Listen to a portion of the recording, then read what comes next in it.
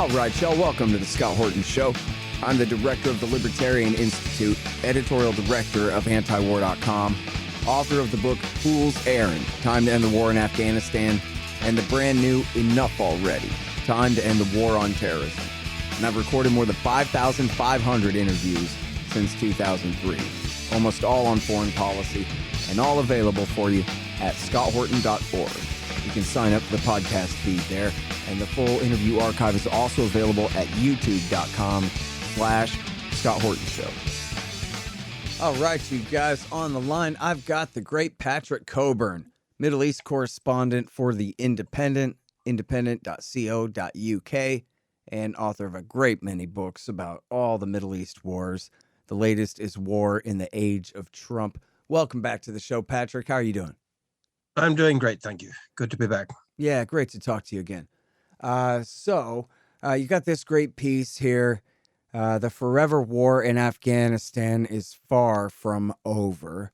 And I'm afraid that must be right here. But I guess, first of all, for people who've been tuned out, what's the latest on the ground there as America's forces finally give up, at least for the most part, and withdraw? Well, the Taliban are advancing. They've taken a lot of the country, but they haven't taken the big cities, Kabul, Kandahar, Herat. They were said a few days ago to be surrounding Kandahar and preparing to attack. That used to be their old capital at one point, but it hasn't happened yet. The Taliban would clearly like to build up momentum to give the impression in Afghanistan and in the world that they're the sure winner, and that they can then take over easily in Kabul. But it might happen, but it hasn't happened yet.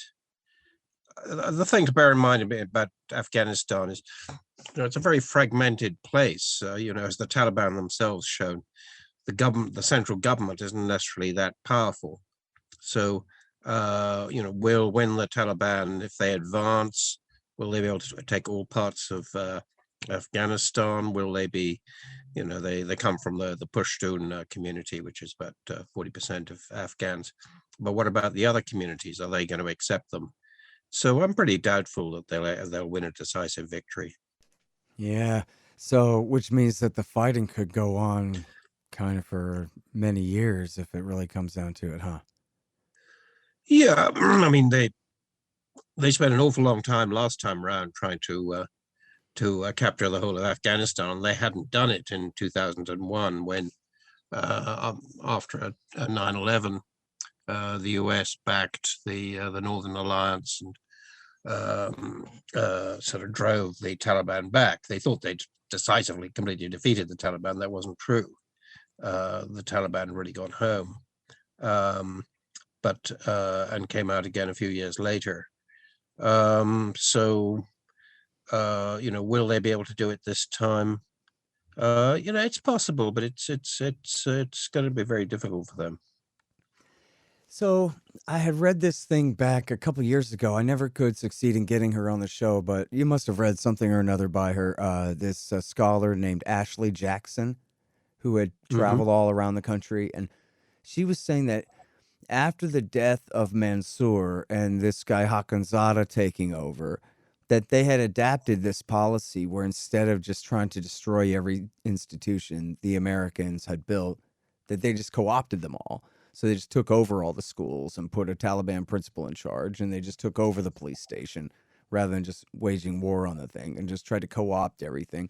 And this would have been, let's see, I'm going to guess like 2018, I think I read this big study that she had done, and where she said one of the major, important improvements in strategy by the Taliban was in not really being Pashtun exclusive and really trying their best to integrate others into their movement and trying to make it much broader of a base for, in preparation for someday when they try to take over the country, as you're saying here, trying to make it look just inevitable so that they don't have to fight all the way, for years like they did before to try to take over the country.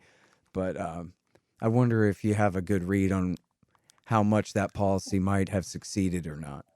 I mean, I think they'll try and make nice, more than they did before. But will that really change? Some things are kind of easy to do. Maybe you put in a new headmaster at the local school, but what happens then? Do they send all the girls home? The It's been a very long war. A lot of people will have had relatives killed by the Taliban, or members of the Taliban have feuds with people. What happens when it comes to jobs? Very high unemployment in Afghanistan. That sort of sounds nice. It sounds sort of even sounds easy and the smart thing to do, but actually on the ground, when you think about it, it's pretty difficult. Yeah. Um, I don't know if you saw this, but there was a video on Twitter going around, or on YouTube, I guess, where it's a Taliban, commander, I guess, and he's sitting under a tree surrounded by, I don't know, a couple of score of defeated Hazaras. And he's basically telling them, "Welcome to the New World Order, boys. Here's how it's going to be." And he says, "We don't care that you're Shiites. We're not mad at you for being Shiites." He's being very conciliatory. In fact, at one part, he at the beginning, he says, "Hey, listen, us Taliban, we've always been really nice to you guys," something like that. And they Yeah. all just groan and shift in their seats, like, "Oh man!" And then he's very redundant and just goes on and on about how, this is how it's going to be now for quite a while. And at the very end, some of the elders say, "Yeah, that's right. We always liked you too. Remember that time we fed you?" And this Mhm. kind of thing. And just, at least for that group, and I guess they're in Ghazni province somewhere, they were, far outmatched, and the Taliban was going to move on from there, I think, things are changing on the ground pretty fast there. Yeah, but there are about 4 million Hazara.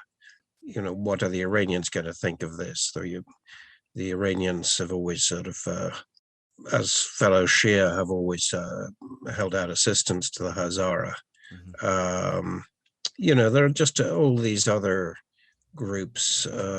I think when they sort of make films about it, everybody's very nice to each other. It kind of reminds me of Northern Ireland. You'd see sort of, Catholics and Protestants saying really nice things to each other, and being very conciliatory. Mhm. And if you didn't know Northern Ireland, you'd think it meant something, but actually, it usually doesn't.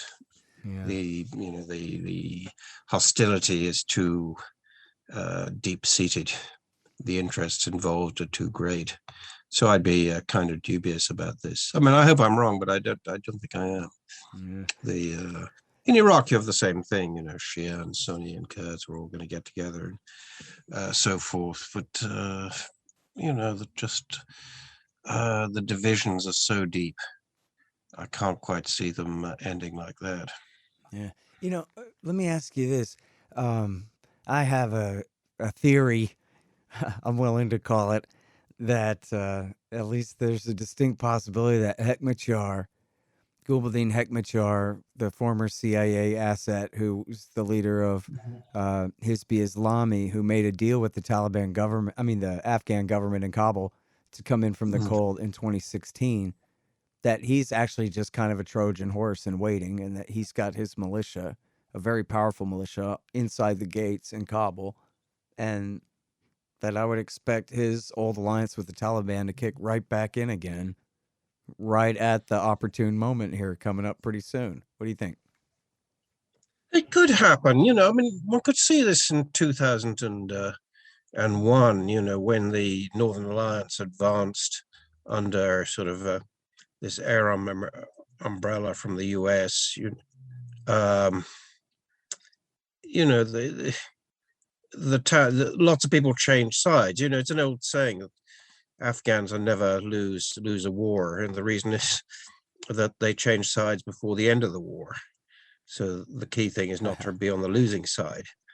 Uh, but I remember, and I think this is a crucial thing that went wrong for the US in 2001, or something they didn't understand, was that they thought they'd defeated the Taliban. In fact, the Taliban went home. I remember being in. I was north during the war. I was north of Kabul, and they, you could see American missiles and bombs pounding the front line, the Taliban front line. When you actually looked at it, afterwards there weren't any bodies. There wasn't anybody there because they could see what was going to happen. Then they'd gone home.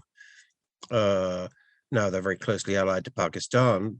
Quite likely they were told by the Pakistani intelligence to go home, but they weren't there. Later, after the fall of Kabul, I went from Kabul down to Kandahar. And actually, you mentioned Ghazni. I got to a city in Ghazni, which is a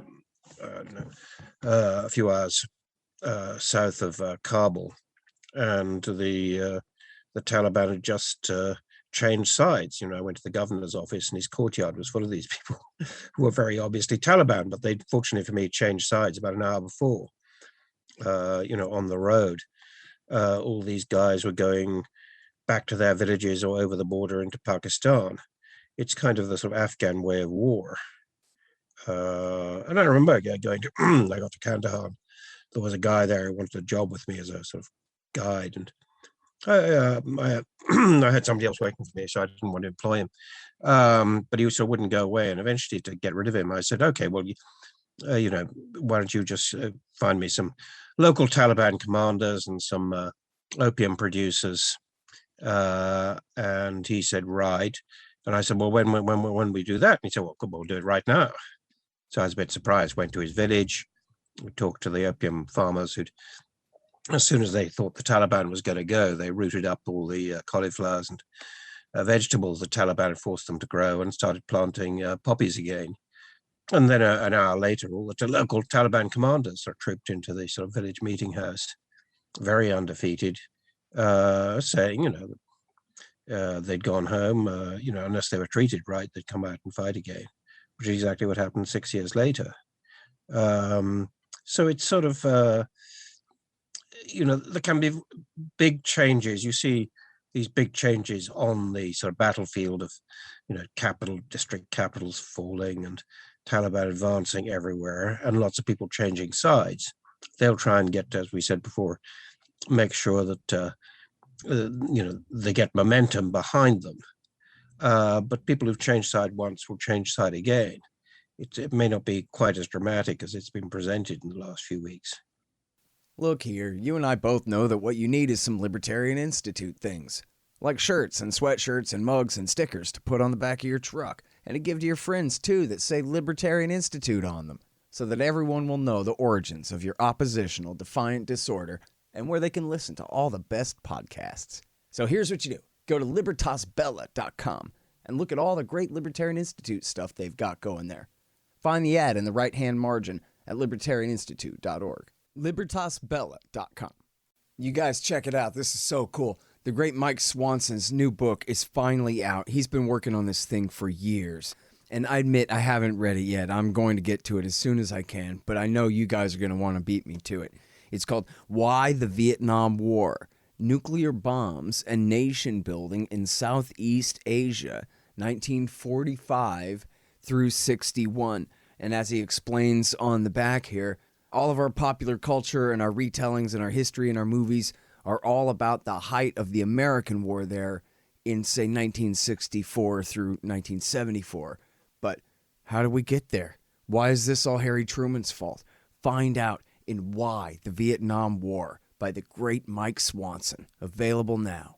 I guess, here's a point I wanted to ask you about what you thought of this. This is something that we'd been speculating about this for the last few years, of course, what it's going to look like when it comes to the fall of Kabul and this kind of thing. And the great Afghan war whistleblower Matthew Ho, who tried to stop the surge in 2009 by coming out against it that summer, he was saying, the last time the Taliban took Kabul, they had the support of the United States, Saudi Arabia, and Pakistan. And so in this case, maybe the Americans could lean on Pakistan to lean on the Taliban, or to not give them the support that would be required to actually take the capital city, but maybe to settle for the territory they have. I mean, I guess the Taliban have been very insistent on one central government as much as Colin Powell. But Hmm. what do you think about that? It could be, but I'm not sure I really believe it. The Taliban have fought for a long time. They're not going to sit out in the mountaintops, Uh, and they're very dependent on Pakistan, but at the end of the day, they're not pawns. Um, they have their own agenda. They'll want to take Kabul. They'll want to take the other big capitals.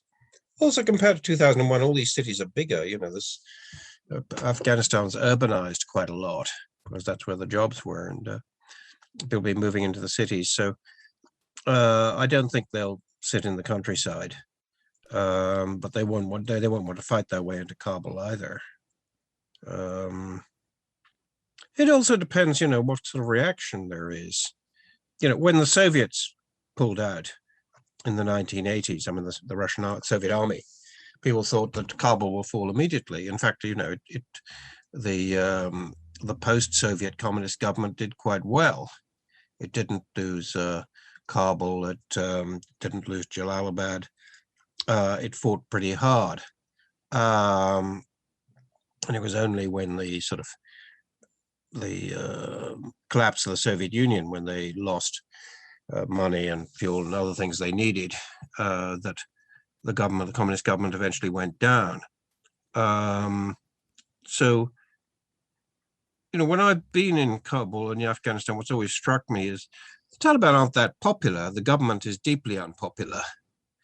But often, if you're in Kabul, the Taliban is quite a long way away. If the Taliban is coming, then, and that's the alternative to the government, then I wonder if the resistance isn't going to stiffen. Hmm. If, there are an awful lot of Afghans who don't like the Taliban. Yeah. Do I have it right that in 96, when they took Kabul, that they were welcomed as long as they were kicking Massoud and his guys out? Well, that was their big card at that time, not just in Kabul and elsewhere, was that they kicked out or dealt with, these sort of bandit warlords, who control the roads. They famously hanged one of them from the muzzle of a tank, who was accused of raping local girls. So the stuff like that went down very well. On the roads, under the warlords. That everybody was terrified of the next checkpoint where they'd want your money, but they almost might kidnap you. Almost anything might happen. So there was a sort of rough and ready law and order. That's not quite what they're replacing at the moment. And I suppose if Kabul fell into anarchy, that might be the situation, but it isn't the situation now. Yeah. So but of course, you have a sort of chronically corrupt and incompetent government. I was reading just this afternoon an account of somebody who, some years back, but had been embedded with Afghan troops, with holes in their shoes, with, not enough ammunition, with, weapons that, were old and rusty and didn't work. The money had all been stolen. So,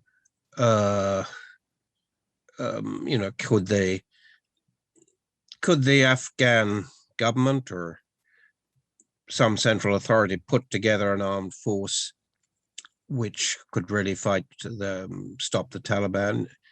That may happen. While the Americans were there, American bombing, etc., maybe a lot of people in the army thought, if we can get the Americans to do our fighting for us, let's let them do it. Let them go and bomb the Taliban. So we'll see in the next sort of few weeks how this is going to pan out.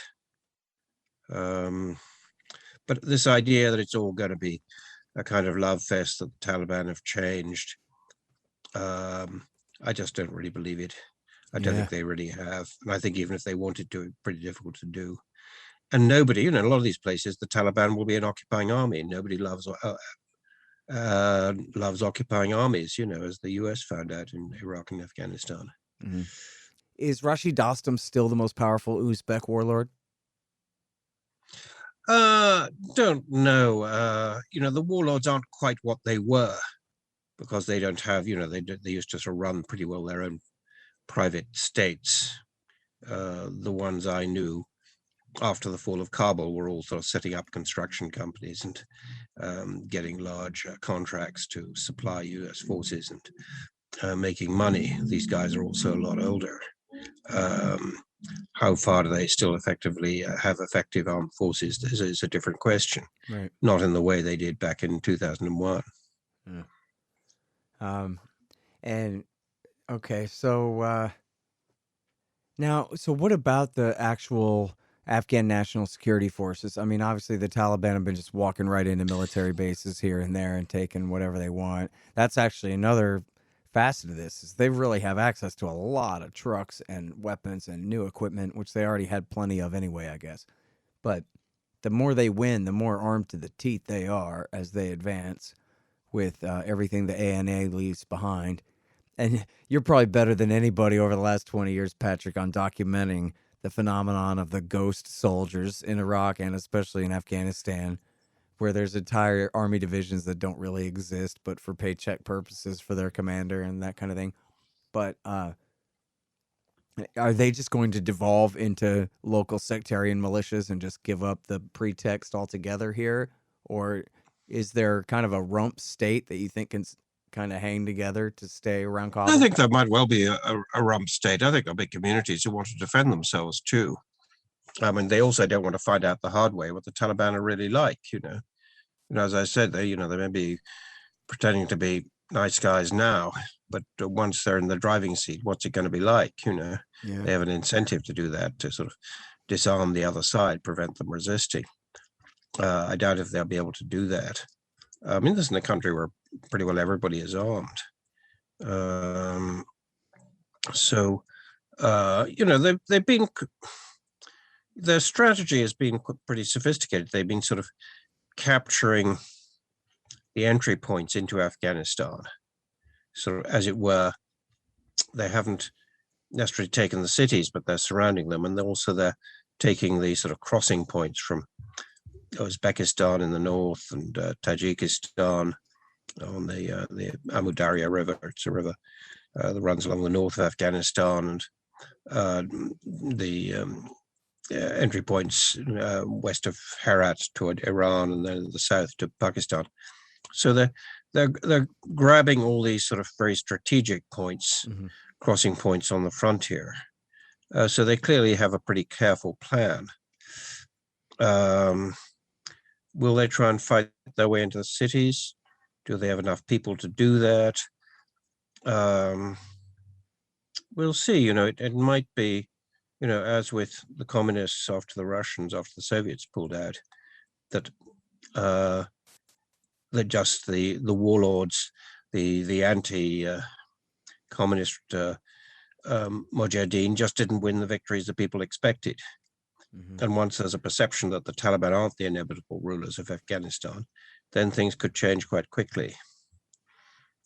I guess we could presume that the CIA would be giving full support to the resistance on that side too at this point.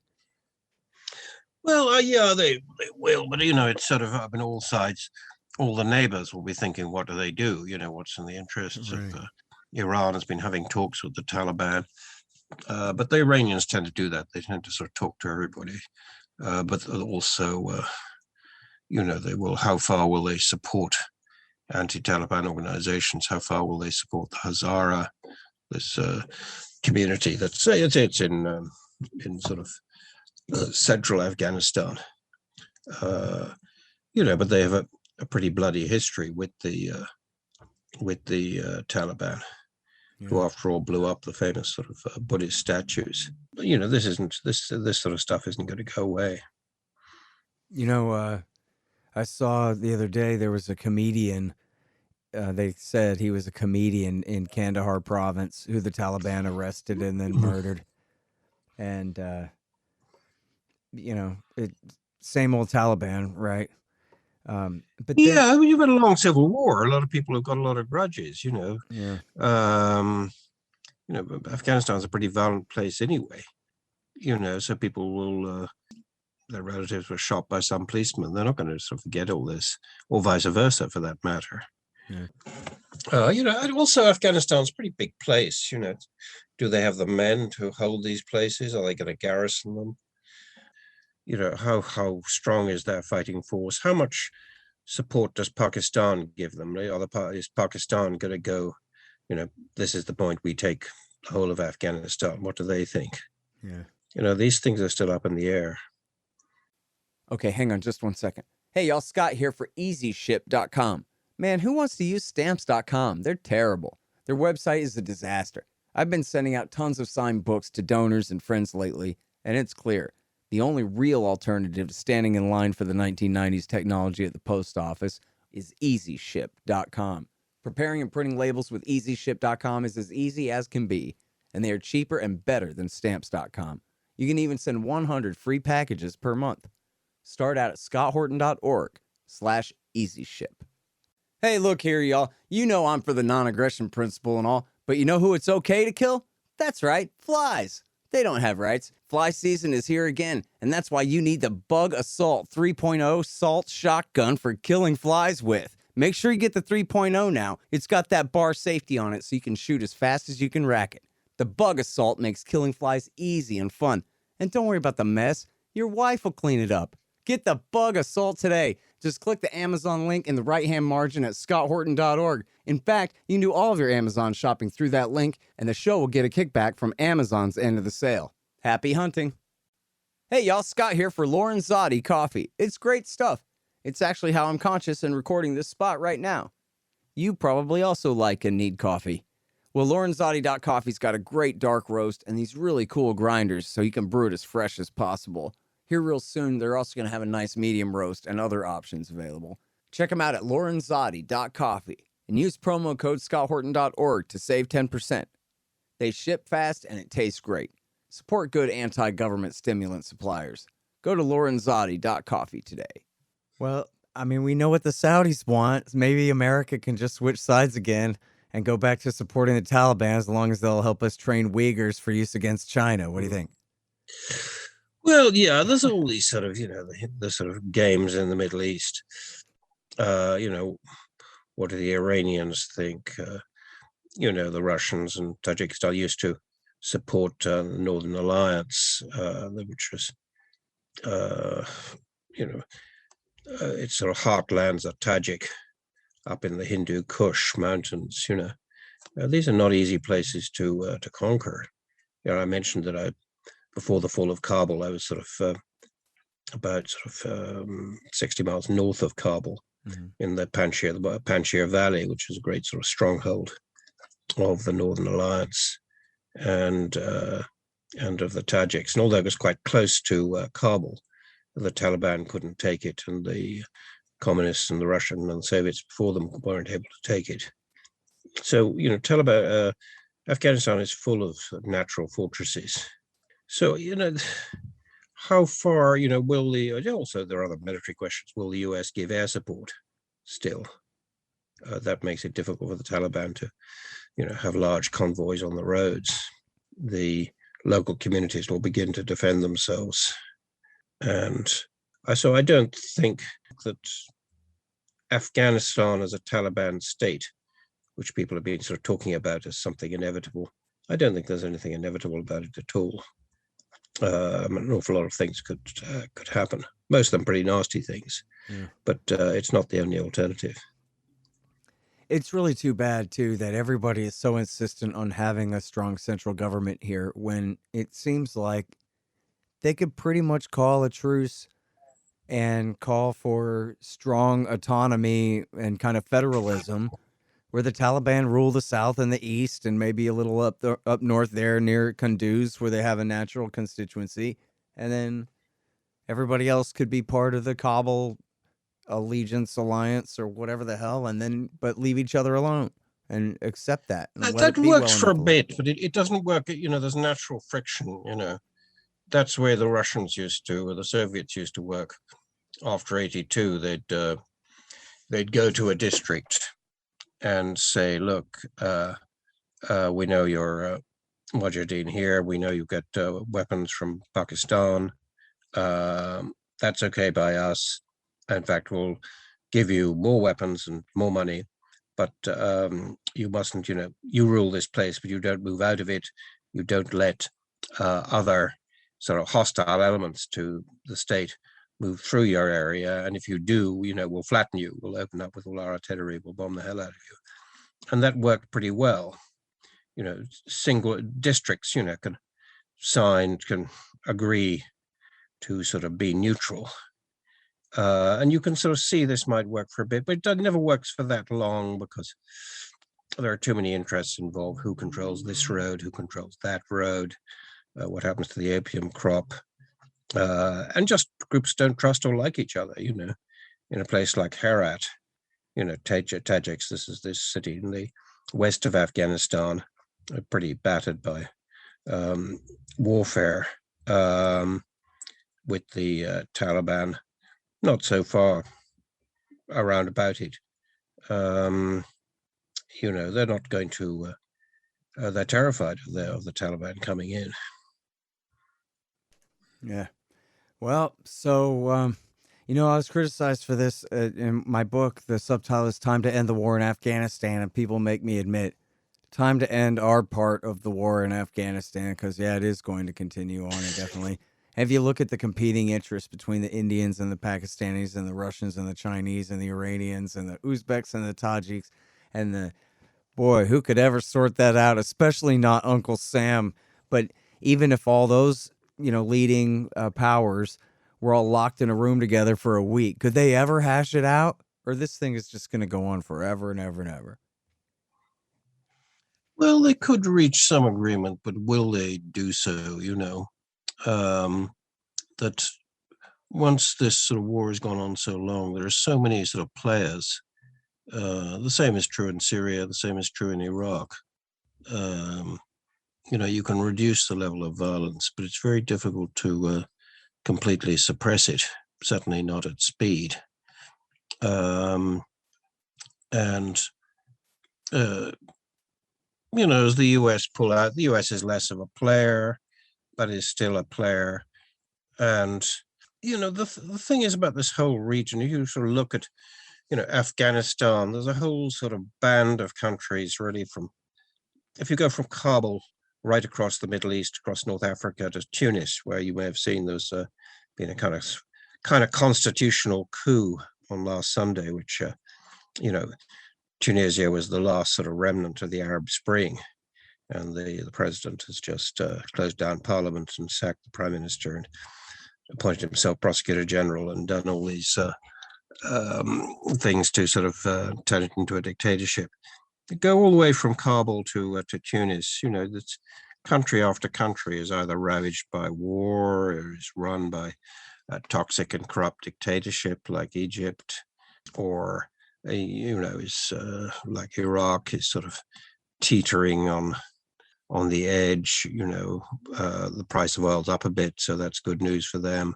A lot of these places are oil states, but there's a whole sort of part of the Earth's surface, really, go from Afghanistan to Tunisia, go from Syria to Somalia, which is full of,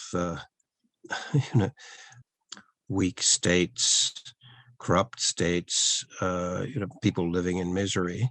This is going to produce something. Last time around, it produced Islamic State. It also produced millions of refugees. This is not a static situation in Afghanistan or in these other countries. Yeah, certainly not. All right. Well, thank you so much for coming back on the show, Patrick. We'll stop right here, but it's great to talk to you again. Really appreciate it. All the best. All right, you guys, that is Patrick Cockburn from The Independent. His latest book is War in the Age of Trump, and this piece is at The Independent. It's called The Forever War in Afghanistan is Far From Over. The Scott Horton Show, Anti-War Radio, can be heard on KPFK 90.7 FM in LA, APSradio.com, antiwar.com, scotthorton.org, and libertarianinstitute.org.